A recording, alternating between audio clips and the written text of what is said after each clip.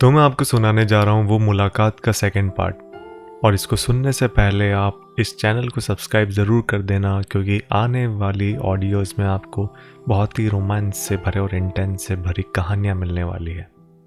तो उसके अचानक गायब होने के बाद मेरी ज़िंदगी जैसे रुक सी गई थी। रोज़ सुबह फ़ोन उठाता, व्हाट्सएप खोलता, पर उसका कोई मैसेज नहीं होता। 3 दिन, 4 दिन, फिर 1 हफ्ता। मैंने सोच लिया था शायद वही ख़त्म हो गया जो शुरू भी ठीक से नहीं हुआ था। फिर अचानक 8 दिन बाद रात 1:17 पर एक अननोन नंबर से कॉल आया। मेरा दिल ज़ोर से धड़का। मैंने कॉल उठाया। दूसरी तरफ से वही आवाज़, वो भी थर थर काँपती हुई। राज, मैं ठीक हूँ, पर हमारा मिलना अब खतरनाक हो चुका है। मैं थोड़ा हिल सा गया था। मैंने पूछा, तुम ठीक तो हो ना? कहाँ थी इतने दिन? वो धीरे से बोली, मेरे पति को हम पर शक हो गया है। मेरी सांसें जैसे रुक सी गई थी। उन्होंने बताया कि उनके फ़ोन चेक होने लगे थे। लेट आना जाना नोटिस किया जा रहा था, और एक दिन उनके घर में उनकी फेसबुक चैट्स तक का जिक्र हो गया। उन्होंने कहा कि आज भी जो तुमसे बात कर रही हूँ वो छुप कर रही हूँ। उस पल मुझे पहली बार अपनी मोहब्बत के साथ डर भी महसूस हुआ।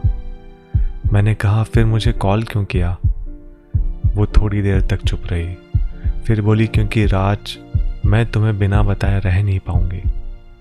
उस रात हम दोनों ने काफ़ी देर तक सिर्फ बातें की, कोई फिजिकल बात नहीं, सिर्फ दिल की। उन्होंने कहा, मुझे वो सब नहीं चाहिए जो गलत है। मुझे सिर्फ वो पल चाहिए जहां मैं खुद को जिंदा महसूस करती हूँ, और वो तुम हो। मेरी आंखें भर गई। कुछ दिन तक हम सिर्फ कॉल और मैसेज तक ही सिमट गए। मिलना बंद हुआ। नज़दीकियाँ खतरनाक हो चुकी थी। पर मोहब्बत का जो प्रॉब्लम ये होता है, जितनी मना करो उतनी गहरी होती जाती है। एक शाम उनका मैसेज आया कि सिर्फ 10 मिनट मिलेगा पार्क में, अगर तुम चाहो तो। मुझे पता था कि ये गलत है, पर दिल ने फिर भी हाँ कह दी थी।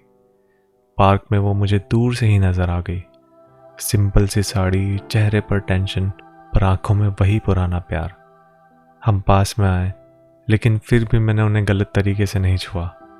बस खामोशी थी हम दोनों के बीच, और 2 लोग जो अपनी किस्मत से लड़ रहे थे।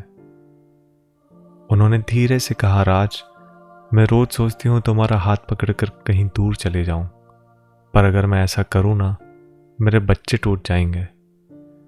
मैंने सिर्फ इतना कहा, तुम जहां भी रहो खुश रहना, बस इतना याद रखना तुम कभी अकेली नहीं थी। उनकी आंखों से आंसू गिरने लगे। तभी मुझे लगा जैसे कोई हमें देख रहा हो। मैंने मुड़कर देखा।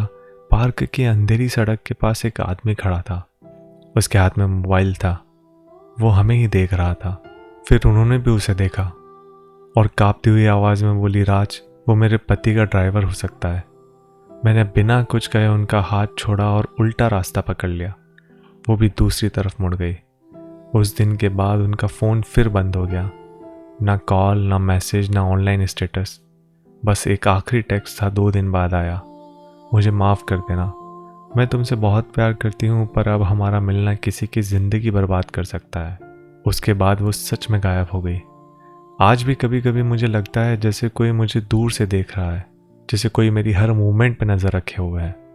पता नहीं वो जिंदा है या नहीं, खुश है या नहीं, पर इतना जानता हूँ, कुछ प्यार इसलिए अधूरे रह जाते हैं क्योंकि उन्हें पूरा होने नहीं दिया जाता है। इससे बहुत सारी जिंदगियां भी टूट जाती है। तो इस कहानी का सेकंड पार्ट बस इतना ही था। आगे और भी नई रोमांचक कहानी सुनने के लिए हमारे चैनल को सब्सक्राइब ज़रूर कर देना। इसके बाद मैं आशा करता हूँ कि ज़रूर मैं आपके लिए एक रोमांस और इंटेंस से भरी कहानी लेके आऊँगा।